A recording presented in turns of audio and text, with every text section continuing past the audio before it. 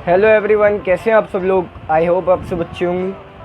तो मैंने कल एक वीडियो डाला था जहाँ पे मैंने आप सबको बताया था कि मैंने अपना 30 दिन के अंदर अपना प्रिपरेशन करा था सीए फाउंडेशन का। मई अटेम्प्ट के लिए पेपर दिए मैंने और आई होप, मुझे उम्मीद है, आपको बताया था मैंने कल की वीडियो में, और मैं उसकी लिंक आपको दे दूँगा अगर आपको देखना हो कि क्या रिव्यू रहा सीए फाउंडेशन मई एग्ज़ाम का, मेरा क्या एक्सपीरियंस था 30 दिन की तैयारी के बेसिस पे, ओनली 30 डेज प्रिपरेशन। और एक वीडियो मैंने 2 महीने पहले डाला था, इसमें मैंने बताया था भाई 40 डेज़ में आप अपनी तैयारी कैसे कर सकते हैं, और मुझे लगता है वो बेस्ट था। आई थिंक सो अगर कोई इसको फॉलो करे स्ट्रिक्टली सो वो हो जाएगा, उसका क्लियर हो जाएगा, इतना मैं श्योर हूँ, बिल्कुल श्योर हूँ। अब लेकिन मैंने आज वीडियो इसलिए डाला है क्योंकि अब सितंबर का अटेम्प्ट है, या सितंबर नहीं तो आगे जो भी है, जो भी अटेम्प्ट आएंगे सितंबर जनवरी, लेकिन ये बेसिकली सितंबर के लिए। अब आप लोग अपनी तैयारी कैसे कर सकते हैं। मई ऑलमोस्ट निकलने को आ गया। आज की वीडियो है अकाउंटेंसी के ऊपर, अकाउंटिंग के ऊपर। उसके बाद में बिजनेस लॉ की वीडियो आएगी, इकोनॉमिक्स की आएगी, क्वांटिटी की आएगी। ये आप लोग देख लीजिएगा और आपके लिए बेनिफिशियल ही है। मई निकल गया, अब बचा अराउंड जून जुलाई अगस्त, 3 महीने। तो 3 महीने में क्या कर सकते हैं अकाउंटेंसी में, क्या तैयारी रह सकती है अगर नहीं पढ़ा है कुछ भी या पढ़ रखा है जो भी है। तो पहले चैप्टर से अगर हम शुरुआत करते हैं, मैं आपको बताता हूँ किस तरीके से करना है। पहले चैप्टर में अराउंड 7 यूनिट है, 7 या 6 यूनिट है। थ्योरेटिकल फ्रेमवर्क पूरा थ्योरी का चैप्टर है। मेरी आप लोगों को पूरी एडवाइस है, इसमें से देखिए ट्रू फॉल्स आएंगे, इसमें से ट्रू फॉल्स आएंगे, इसमें से अराउंड मान के चलो आप 20 नंबर का आता है ये यूनिट। पहली दूसरी यूनिट, पहला और दूसरा चैप्टर जिसका नाम है अकाउंटिंग प्रोसेस, ये दोनों चैप्टर अराउंड 20 नंबर के करीब आते हैं मिला के। तो इनमें क्या तैयारी रह सकती है। कोई मुझसे कहेगा कि बुक पढ़ना ज़रूरी है, मेरी उसको एक ही सजेशन रहेगा, यार बुक मत पढ़ना। क्यों मत पढ़ना, टाइम है, मैं मानता हूँ पढ़ लोगे अच्छी बात है, लेकिन क्यों टाइम वेस्ट करना। हर किसी को तो टॉपर बनना नहीं है, हर किसी को तो ऑल इंडिया रैंक चाहिए नहीं, ठीक है। अब भाई ऑल इंडिया रैंक जिसको चाहिए उसके लिए तो क्या ही बोल सकते हो, लेकिन यहाँ पे अगर आप जो भी वीडियो देखोगे, हर किसी को ऑल इंडिया रैंक नहीं चाहिए। और अगर हम देखें तो इनमें थ्योरी है, उसमें से 12 नंबर के तो ट्रू फॉल्स ही हो जाएंगे। तो 12 के ट्रू फॉल्स में, हाँ, इसमें से ये है कि अगर 12 के ट्रू फॉल्स हैं तो 8 नंबर के ट्रू फॉल्स जरूर इसमें से आएंगे, 8 नंबर के इसी में से आएंगे। तो क्या कर सकते हैं, देखो इसमें अकाउंटिंग प्रिंसिपल के नाम से एक टॉपिक है, उसको कर लेना। और मेरा बेस्ट सजेशन यही है कि ट्रू फॉल्स की एक वीडियो देख लेना, कब, पेपर के 1 या 2 दिन पहले। हाँ, क्योंकि पहला पेपर होता है अकाउंट का तो कोई दिक्कत होती नहीं है।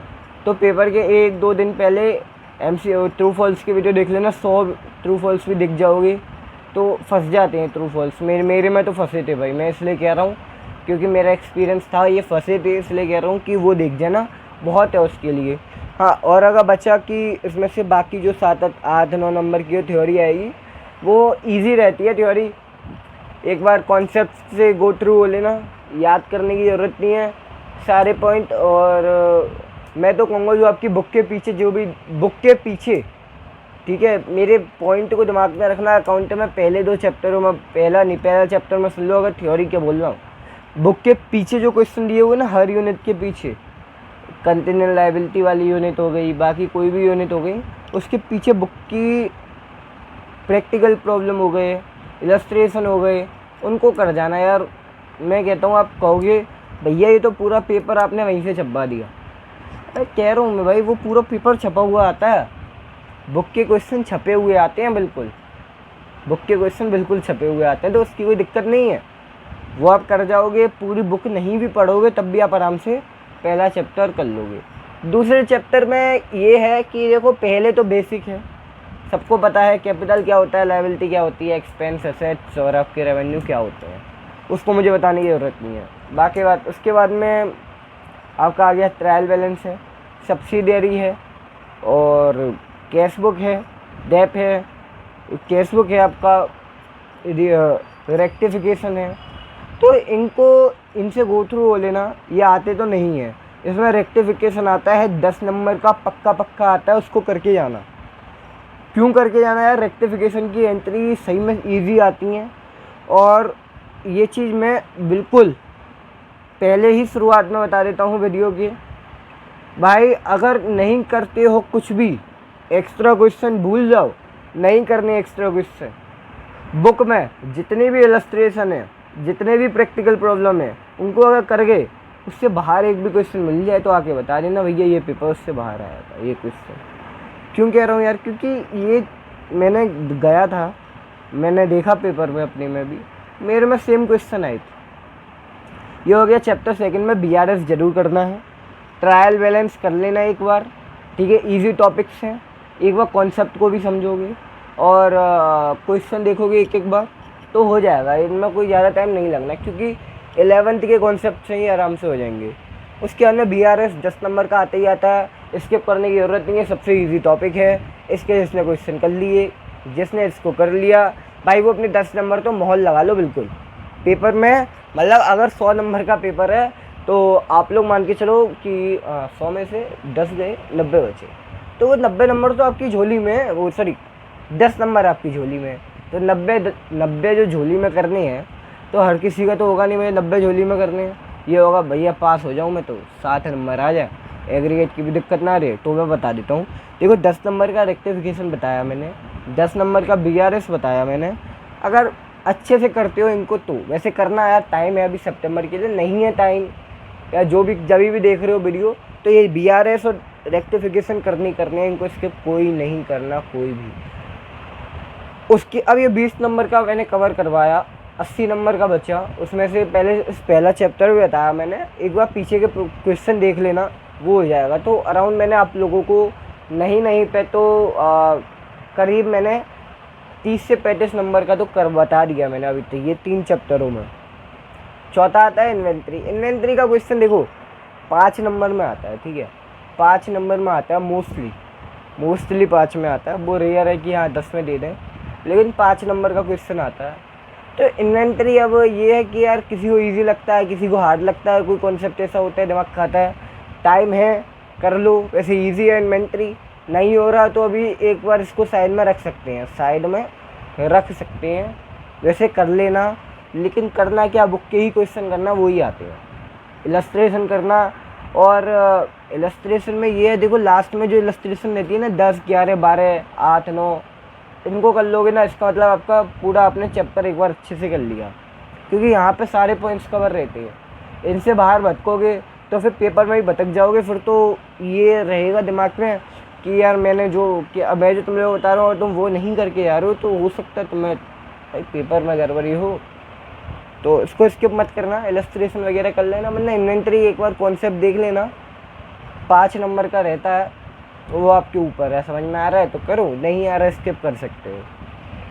ठीक है, 40 नंबर का ये कवर हो गया। उसके बाद में है डेप्रिसिएशन, अमोर्टाइजेशन आता है नहीं पेपर में, डेप्रिसिएशन आता है।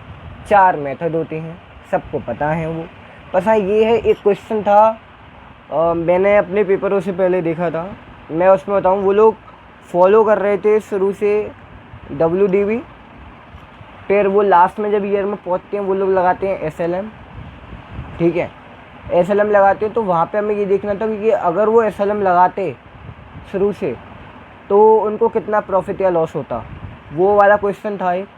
तो आई थिंक वो था आपका जून के अटैम्प्ट का था, वो जून 2024 का था, मुझे क्लियर नहीं है, लेकिन एक बार देख लेना, वो डेप्रिसिएशन का क्वेश्चन बढ़िया था, उसको देख लेना। और नॉर्मल डेप्रिसिएशन के कॉन्सेप्ट इजी होते हैं, 5 नंबर के क्वेश्चन आता है, सब कर सकते हैं, उसे कोई भी दिक्कत नहीं है, तो वो तो करना ही करना।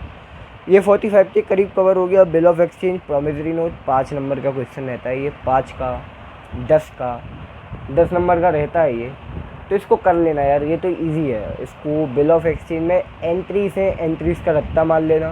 पराग गुप्ता सर हैं, उनकी वीडियो देख लेना एक बार, और नहीं है तो मैं आप लोगों को इसकी सारी एंट्रीज एक बार बढ़िया तरीके से भेज दो भाई, यूट्यूब पे आपको मिल जाएंगी, इसी चैनल पे बिल्कुल ऐसे सारी एंट्रीज का रत्ता दिमाग में, ठीक है। समझ में कॉन्सेप्ट समझ में सबके आ जाएंगे। लेकिन जो एंट्री वहाँ पे करके आनी है एक बार वो पढ़ लेना अच्छे से, मैं आप लोगों को प्रोवाइड करा दूँगा। प्रोमिसरी नोट इसमें से पूछा नहीं जाता इस चैप्टर में से 6 में से, तो अराउंड हमने ये 50 नंबर के करीब के एक चैप्टर कर लिए।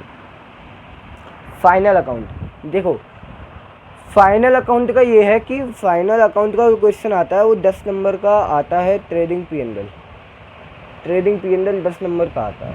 Trading P&L and balance sheet करना, बिल्कुल करना, मैन्युफैक्चरिंग नॉन मैन्युफैक्चरिंग दोनों करना, और इजी है कॉन्सेप्ट, एक बार एडजस्टमेंट अच्छे से देख लेना, और लिटरली में बहुत ईजी है भाई ट्रेडिंग P&L। इसको करके जा रहे हो 10 नंबर का आता है, मेरे को याद भी नहीं है मेरे में आया था कि नहीं आया था, क्योंकि मैं तो ऐसे लिए थे पेपर, लेकिन आता है ये, मैंने देखा था पिछली बार से अटेम्प्ट में। ईजी है इसको करना। इसके अंदर आपके बेसिकली तो नॉन मैन्युफैक्चरिंग एंटिटी का ही आता है ये। एक बार इसमें प्रोविज़न फॉर डाउटफुल डेब्ट की एडजस्टमेंट हो गई, उनको देख सकते हो, और बाकी एडजस्टमेंट तो ईजी होती है, इसको कॉन्सेप्ट्स क्लियर होंगे वो कर देगा। फिर आते हैं आपका NPO, non profit organisation, receive payment, income expenditure, expense account, assets account, ये बना लेना। और एक बात और बोलूँगा इसमें, इस चैप्टर में अधिकतम बच्चों को दिक्कत आती है, ठीक है, क्वेश्चन इजी नहीं रहते इसके, लेकिन ये नहीं बोलूँगा स्किप करना, लेकिन हाँ एक चीज़ बोलूँगा, अगर इस चैप्टर को करो तो एक बार देख लेना, गो थ्रू हो लेना, अगर समझ में आए तो ठीक है, नहीं आ रहा तो स्किप कर सकते हो, कोई दिक्कत नहीं है, लेकिन सिंगल एंट्री कर लेना फिर अच्छे से, क्योंकि सिंगल एंट्री कर लेना अच्छे से। लेकिन NPO में से 10 नंबर का क्वेश्चन आता ही आता है, तो सजेशन तो यही दूंगा यार, मत करना, क्योंकि अभी 10 नंबर का स्किप करके जाओ और पेपर में बाकी 10 नंबर का फंसा नहीं, तो ये बात है। NPO में और अधिकतम आपका यही आता है, इनकम एक्सपेंडिचर और बैलेंस शीट बनाना, वो कर लेना। एक क्वेश्चन है एजुकेशनल इंस्टीट्यूशन वाला, उसको देख लेना, वो भी इजी है। फिर आते हैं सिंगल एंट्री, वही है ट्रेडिंग P&L की तरह है, फाइनल अकाउंट्स की तरह, बस एक स्टेटमेंट ऑफ अफेयर्स बनता है, उससे प्रॉफिट और लॉस निकालते हैं हम। स्टेटमेंट ऑफ अफेयर्स बहुत ईजी है, क्लोजिंग ओपनिंग बैलेंस शीट बनानी है, कुछ नहीं करना, और उसके बाद में कंबाइंड कैश बुक बनानी है। ईजी है, लेकिन लॉन्ग भाई है, बहुत वर्किंग, बहुत ज़्यादा वर्किंग है, ठीक है, तो यार वर्किंग तो देख लेना आप लोग। और सजेशन मेरा यही है, मेरी बुक में, मेरे पेपर में भी वही क्वेश्चन आए थे जो इलस्ट्रेशन के थे, जो आपके उसके थे प्रैक्टिकल प्रॉब्लम के, वही आते हैं, उनको देख लेना। पार्टनरशिप कंपनी, देखो एक मोहर लगा लो कहीं पर भी, लिख लो कहीं पर भी कि यार पार्टनरशिप कंपनी स्किप नहीं करनी, पार्टनरशिप कंपनी स्किप नहीं करनी।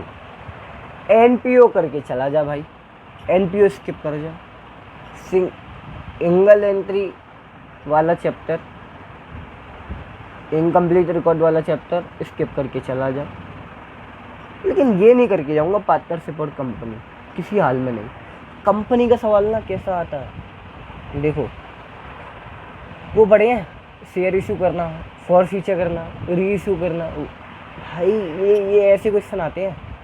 और कि वहाँ पे तो जब भी प्रो राता देंगे ऐसी की तैसी करवाएंगे प्रो राता में 12th में, यहाँ पे भाई यहाँ पे क्वेश्चन आता है बिल्कुल डायरेक्ट 15 नंबर तुम्हारी झोली में, केवल 7 एंट्री होती है, केवल 7 मैं करके आते हैं क्वेश्चन, केवल 7 एंट्री में पूरा पेपर ख़त्म, ये रहता है। आ रहा है समझ में? बस ये करना, क्योंकि पार्टनर ये है कंपनी का हाल, और कंपनी में और कहीं दिमाग मत मारना। एक बार हाँ, कंपनी में तुम्हारा रिडम्पशन, बोनस शेयर इशू करने का, रिडम्पशन करने का, प्रेफरेंस शेयर का, और ये आखिरी जो टॉपिक है redemption of debenture, preference share और बोनस शेयर इशू करने का, ये पता है ये क्या है, कहीं तो दो नंबर में आ जाते हैं क्वेश्चन, इतनी ईजी है ना बोनस शेयर इशू करने का, ये सब ये भाई सही में बहुत ईजी है, इनमें बिल्कुल भी टाइम नहीं लगेगा, बहुत आराम से कर लेना है। कंपनी पार्टनरशिप बोर्ड के पी लो, पार्टनरशिप में आपके एडमिशन, रिटायरमेंट, डेथ, इनमें से क्वेश्चन आता है, बेसिक कॉन्सेप्ट सब पे आते ही हैं, तो उसमें दिक्कत नहीं लेनी। मैं तो पार्टनरशिप तो पढ़ के भी नहीं गया था, ठीक है, मैंने नहीं पढ़ी थी, उस पर करके भी नहीं आया मैं कुछ, ठीक है। लेकिन ये है, इनको कर लिया, पता है कितने नंबर की है पार्टनरशिप और कंपनी? देखो ये जो है ना, ये जो पार्टनरशिप कंपनी, ये है केबल और केबल। केबल और केबल का मतलब हो गया, ये हो गए आपके 40 से 45 नंबर के। हाँ भाई, ये है 40 से 45 नंबर के चैप्टर है ये दोनों। 40-45 नंबर के हैं, 40 नंबर के तो हैं ये दोनों। और जो इनको करके चला गया, मतलब उसकी तो नैया पार हो गई, उसकी तो नैया पार हो ही गई। और उसके बाद में एक मैंने बताया BRS और रेक्टिफिकेशन, उनको करके चला जाए, वहाँ पे भी नैया पार हो जाएगी। तो पास होना बहुत आसान है अकाउंट में, लेकिन क्या है, हम करते नहीं हैं, करते भी हैं तो ये लगता है अकाउंट कौन करेगा, ठीक है। और उसके बाद में देखना कुछ नहीं है भाई, सीधे इलस्ट्रेशन कर, प्रैक्टिकल प्रॉब्लम कर, इनको कर गया बहुत है। सबकी मत करे, जो टफ लग रहा है उस चैप्टर को छोड़ दे भाई, स्किप कर, छोड़ दे। भले मुझे पता कहने वाले क्या कहेंगे बाकी टीचर्स, ठीक है, बड़े हैं, लेकिन वो यही चीज़ कहेंगे पेपर एक बार देना है, छोड़े क्यों? अरे भाई एक बार देना है, दिमाग में नहीं आ रहा, बाकी चीज़ें दिमाग से फिसलेंगी, और नहीं भी फिसलेंगी तो मैं इसमें दिमाग क्यों मारूँ? मैं उसको पक्का करूँ ना जो मुझ पर थोड़ा कच्चा है लेकिन समझ में आ रहा है, उस पर ध्यान दूँ। लॉ की वीडियो लाऊंगा मैं, लॉ की वीडियो मैं कल लाऊंगा आपके लिए, उसको भी देखना। लॉ में तो यार जो बताऊं उस तरीके से कर लेना, और मुझे नहीं लगता उसके बाहर जाएगा, ठीक है। उसके बाहर इन दी सेंस टॉपिक तो देखो किसी को क्लियर नहीं है क्या आएगा, लेकिन जो तरीका बताऊंगा ना, अगर उससे पढ़ के चले गए तो इतना मैं कह रहा हूँ यार, पास तो तुम आराम से हो जाओगे, पास तो आराम से हो जाओगे। तो ये हो गया। अब हम मिलते हैं आगे नेक्स्ट वीडियो में। ये वीडियो अच्छी लगी शेयर करना, लाइक करना वीडियो को, सब्सक्राइब करना चैनल को, और आगे मिलते हैं हम नेक्स्ट वीडियो में। Thank you, I love you.